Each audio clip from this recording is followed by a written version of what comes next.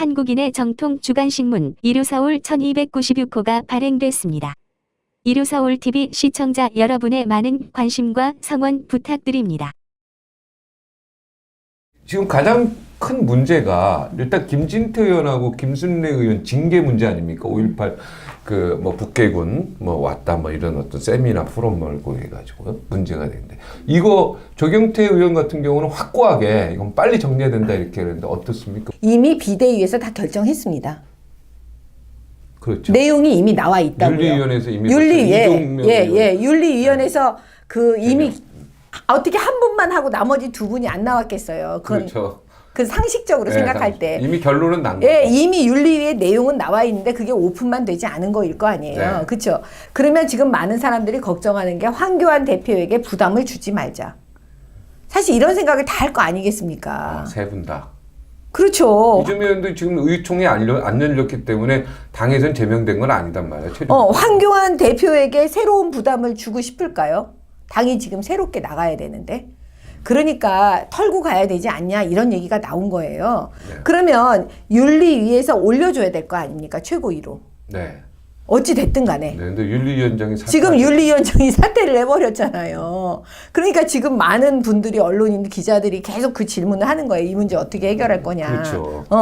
근데 지금 윤리위원장을 그럼 새로 또 임명해야 되잖아요. 네, 그때까지 기다려야 되는 절차의 민주주의니까. 그렇죠. 절차적인 것 때문에 지금 이러고 있는 게 아닌가. 그러니까 김진태 의원이나 기자님들 좀 제 얘기 좀 제가 기자 좀 선배로서 김진태 의원이나 김진태 의원 자 읍참마속의 마음으로 그죠? 이미 결정은 됐다. 이거는 어떻게 돌이킬 수가 없는 거다. 왜냐면 이종명 의원이 제명이 됐으니까. 그리고 이분들이 어쩌면은 자진해서 탈당을 얘기할 수도 있는 거고. 아니 탈당이 아니라 지금 이종명 제명을 시켜달라 이렇게 할 수 있죠. 제명이고 네. 나머지 두 분은 아마 그거하고 똑같진 않을 거예요. 똑같진 않아요. 왜냐면 아까 똑같다고 했잖아요. 똑같이 해야 되는 거 아니야? 똑같다고 얘기한 적이 없어요. 똑같이 해야 되는 게 국민의 뜻이. 나는 그렇게 말한 적이 없고. 그러니까 누님이 얘기한 건 아니고. 네, 제가 국민들 말씀드린 입장에서는 똑같아야 되지 내용이 않을까? 나와 있는데 네. 문제는 뭐냐면 그 윤리위에서 그걸 결정을 해서 이미 나와 있다니까요. 네, 그거는 지금 신임 지도부하고는 상관없이 이미 결론이 나 있다고요. 네. 근데 그 내용에 보면 예를 들어서 그 김진태 의원은 장소에는 안 갔잖아요.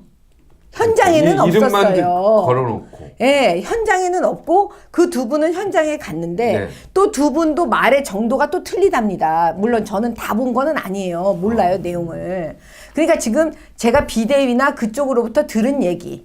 예? 그 다음에 윤리위원장은 검찰 출신이잖아요. 네. 여러 가지 제가 들은 내용에 의하면 그게 경중이 틀리다는 말씀을 드리는 거예요. 예, 억울함이 예. 없도록 해야 되는데.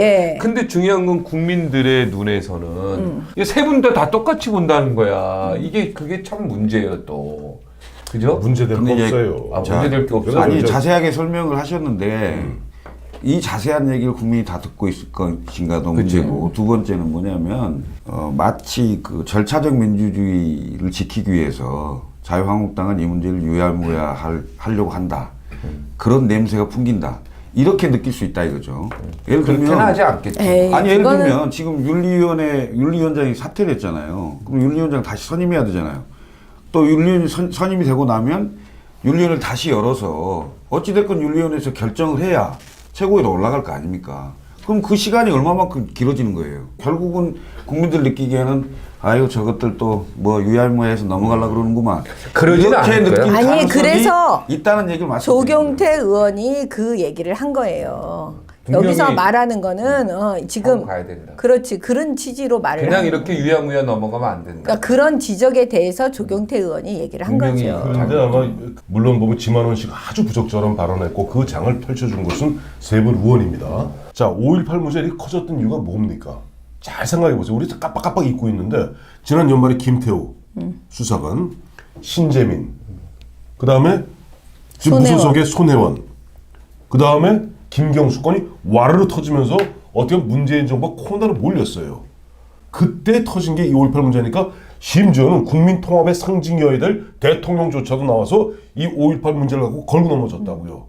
그렇게 되니까 뜨거워한 당시 비대위 김병준 비대위에서는 코너에 몰렸던 집권 여당에서 어떻게 보면 약간 물타기 정략적으로 이 문제를 갖다 확대 재생산하는 측면이 있어요. 전당대회를 앞두었던 자유한국당 입장에서는 어쩔 수 없이 끌려갔던 측면이 있는데 황교안 대표 체제가 들어서면서 아마 나름대로 이 부분에서 일정 부분 사과할 부분은 사과하되 문제는 거기에서 정략적으로 나오는 그러저러저러한 문제. 정략적 발언이라고 뭐 이렇게 얘기를 이런 걸 막 전술 전략 이런 얘기 공격을 들으면 하는데 정말 정치권이 아니 내가 보니까 진흙탕이야 보면 그죠? 아니, 막 그러니까. 머리 써가지고 막 이렇게 네, 하는 거 보면. 상식적으로 그냥 하면 되는데. 그러니까. 아니 그러니까 그 상식이 상식적으로 아니야. 하는 건데 어찌 됐건 5.18 문제를 다시 재점화하도록 원인 제공자는 자유한국당이에요.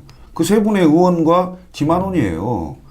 아니 지금 언제 때 얘긴데 그걸 가지고 이렇게 쟁점화하도록 아니 그럼 본인이 여러 가지 여건상 불리하다고 생각하고 있는데 아니 좋은 호재가 나왔어요. 누가 그거 공격 안 하겠습니까? 당연히 공격하죠. 자 아까 말씀드렸듯이 뭐 신재민, 김태우, 손혜원 이 좋은 김경수까지 야당으로서는 굉장히 호재를 만나서 그걸로 여권을 공격할 수 있는 상황인데 왜 5.18 문제를 만들어갖고 공격마저도 못하고 5.18로 다 덮어버릴 수 있도록 아니 그러니까 하냐 이 말이야. 그 부분은 뭐냐면 어떻게 그런 빌미를 줬냐? 아니 그러니까 그런 그런 얘기죠. 거잖아요. 우리가. 왜 원칙 단추를 왜 거기에 아니, 두고 아니, 그게 그러니까 정치적으로 봐서도 그렇고 그러니까 안타까운 거야. 막말- 자유한국당이 막 그러지. 아니, 그러니까 잠깐 한 우리- 말씀 더 드릴게요. 전략 전술 상황에서 봐서도 그렇고 실제로 역사적으로 봐도 5.18 문제는 벌써 40년이 되고 아니 그게 본질이 아니에요. 아니 전부 다 지금 정리가 된 문제예요. 본질은 뭐냐면 네. 늘 그랬지만 그 막말을 하면 안 되는 게 본질이에요. 막말을 하게 돼 버리면 본질은 사라지고 막말만 남아요. 싸움을 못 하게 돼요.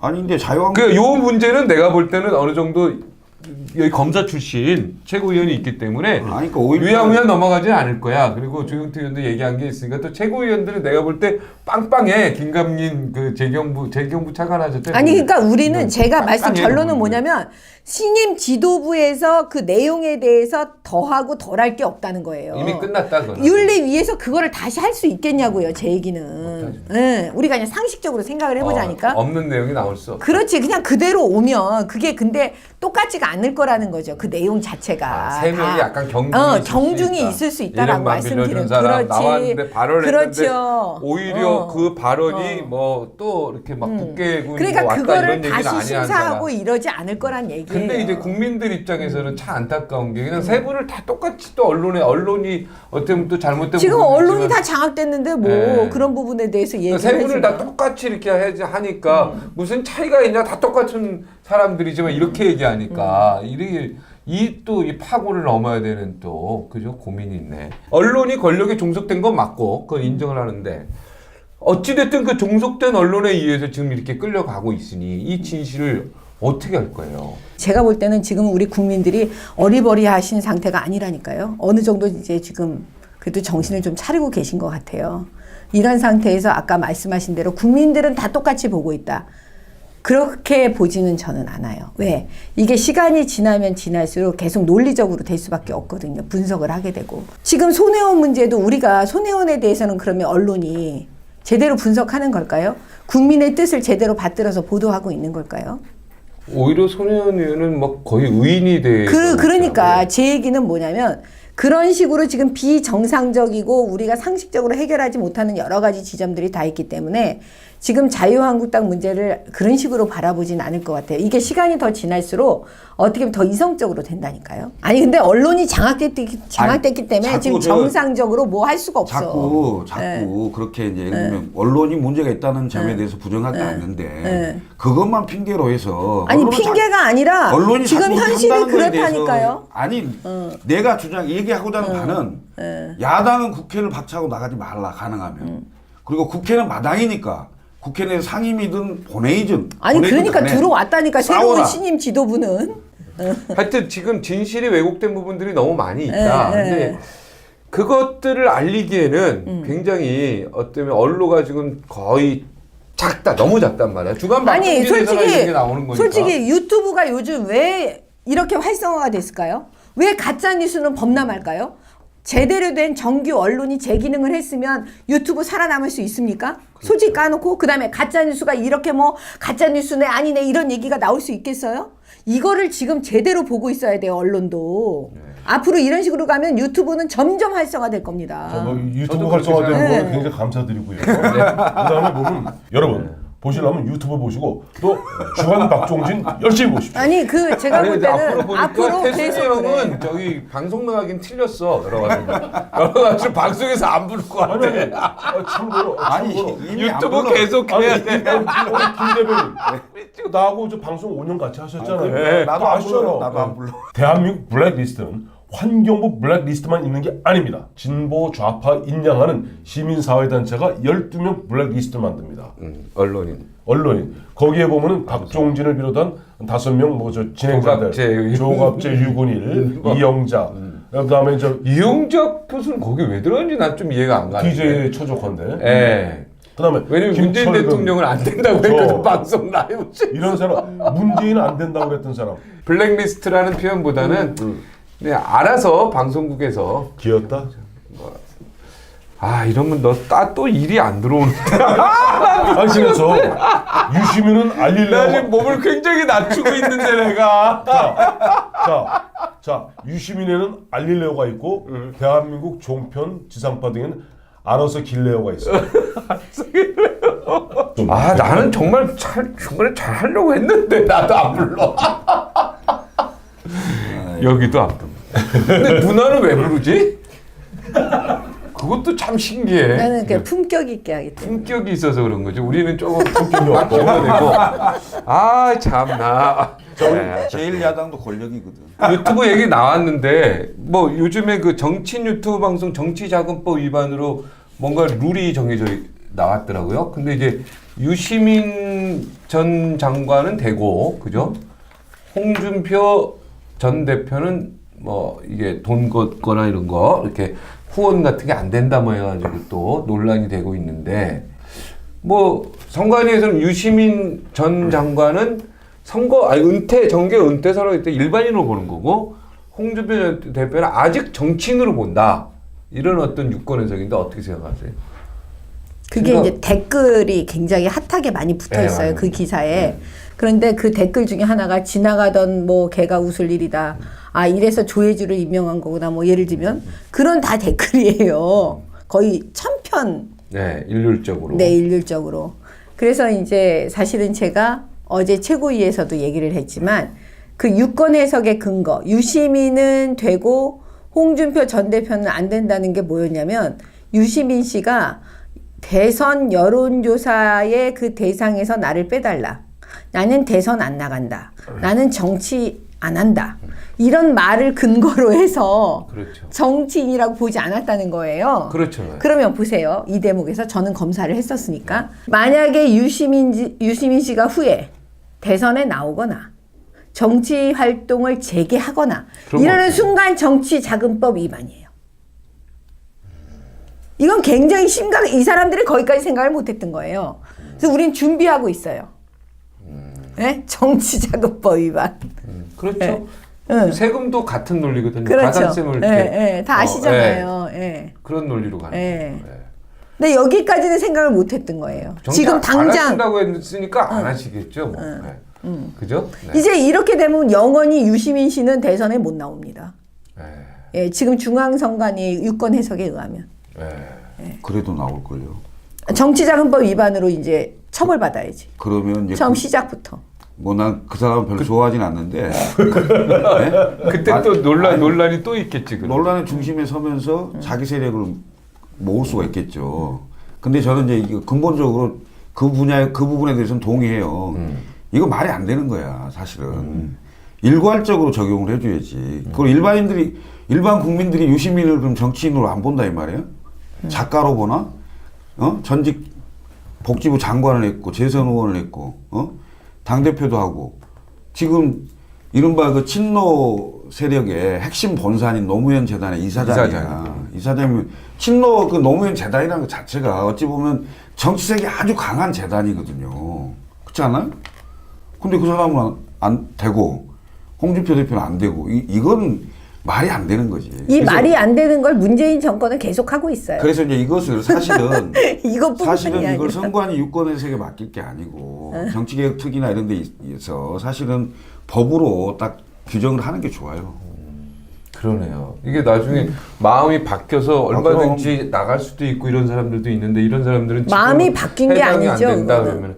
그러면 마음을 숨겼다 그럼 이렇게 표현한다. 숨긴 사람도 있을 거고 진짜 바뀐 사람도 있을 거고 이분들 외에도 이런 사람들한테 또 적용이 안 되고 또 논란이 되면 안 되니까 이것을 선관위 유권 해석 차원에서 해결할 문제가 아니라니까요. 그래서 그 법을 조혜주 바꿔야 돼, 씨를 법을. 중앙선관위에 임명하는 거 이게 그 양심을 쓰레기통에 버린 사람들의 이 하는 행태지. 이런 게 있어요. 통상. 말이 됩니까 이게? 선관위원장 그럼요. 선관위원 민주주의를 상임위원 안 있어요. 하겠다는 얘기인 거지. 이런 이게. 거죠. 이 유권 해석을 중앙선관위에서 하는 거를 딱 보면은 이거는 그냥 유시민 씨가 다시 정치 활동을 하면 바로 정치자금법 위반이라고 지금 내린 거예요.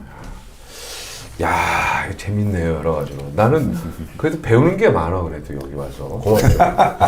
뭐 주어진 질문은 거의 못했어요. 다른 얘기하다가 다 끝나버렸는데. 아니 그러니까 우리 이거 작가님이 화가 날것 잠깐만요. 같아. 이걸 물어봐 특별히 줘야지. 뭐 하고 싶은 얘기 어떤 질문 좀 해주고 싶어? 한유총? 아니 뭐 이건 뭐 일단 지난 네, 거죠. 유치원 얘기는 이제 지나간 거고. 아니요 이번에 네. 그 하고 싶은 얘기 이 중에. 예, 이번에 그 북미 협상 결렬된 아 거 그거 있잖아요. 얘기. 예. 예. 이번에 그 북미 협상, 네 베트남에서 앞으로 미북 협상 다시 하세요. 네. 미북 우리 참 잘못된 게 미북 협상. 큰일 납니다.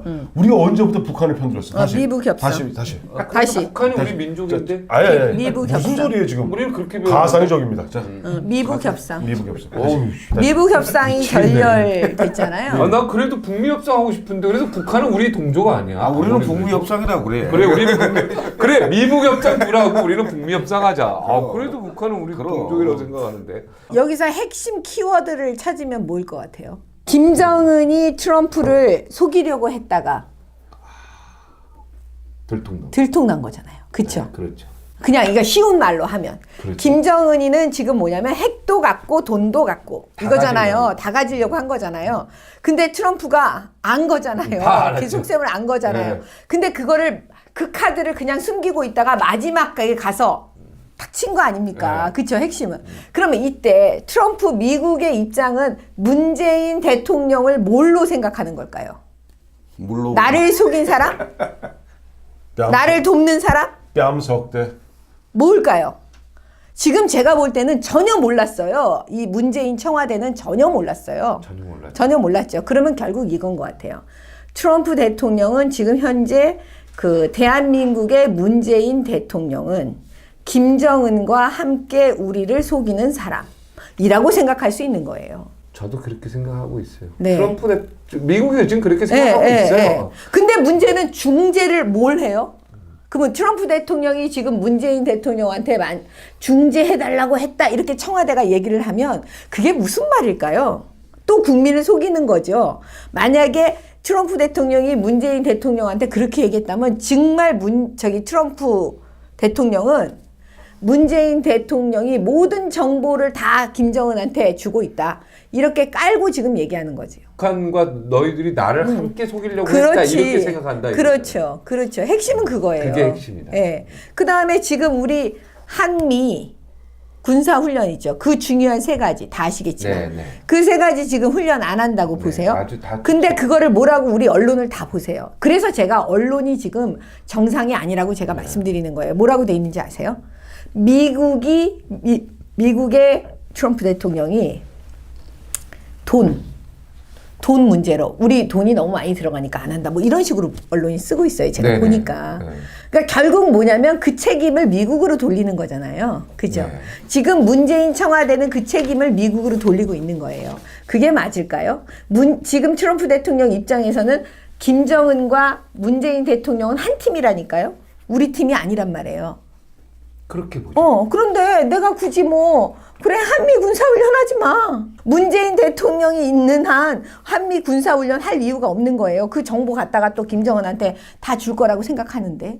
그거 안 하는 거죠. 지금 주한미군 철수 때문에 우리가 얼마나 지금 가슴이 조마조마하고 있어요. 저 같은 사람 잠도 안 와요. 네. 왜냐? 주한미군 철수라는 건 단순히 철수의 의미가 아니에요. 우리나라 자본이 다 빠져나갈 거니까. 누가 우리나라에 투자하겠습니까? 누가 우리나라에 자본 갖다 주겠습니까? 경제에 아주 완전히 결정적인 거예요. 영향을 미친다. 예. 그래서 이 안보가 생명이란 얘기는 안보가 끝나는 순간 경제는 더 끝나는 거예요. 그냥.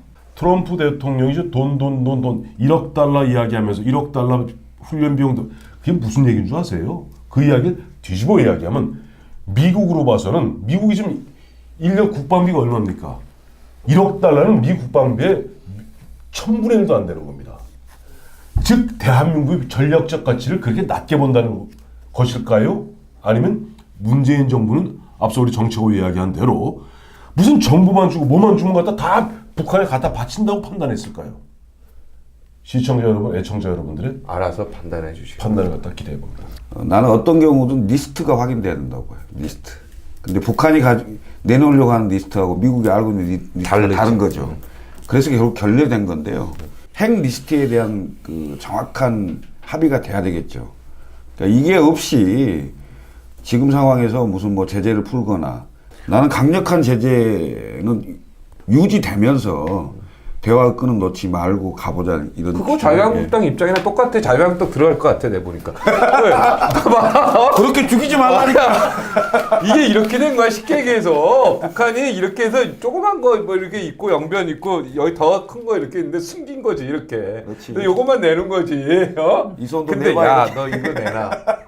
화들짝 놀란 거지. 그렇지. 아, 트럼프 멋있었어. 좀 멋있었죠 이번에. 난 결과적으로 이렇게 보면서 안타까움도 있었지만 결렬되니까 트럼프가 한 이야기나 잘 보니까 야 이거 대한민국을 진짜 생각하고 있는 발언이다 이런 생각이 좀. 근데 한 가지 우려는 있어. 뭐냐면 이것을 시간표를 총선을 앞두고 민주당과 문재인 정부가 북한 문제를 가지고 또 악용할 우려는 있어요. 네, 알겠습니다. 오늘로 이 유튜브가 계속 될지 안 될지는 지켜봐야 되겠습니다. 오늘 늦은 밤까지 함께 해주셔서 진심으로 감사합니다. 네, 주간 박종진 여기서 마치겠습니다. 고맙습니다.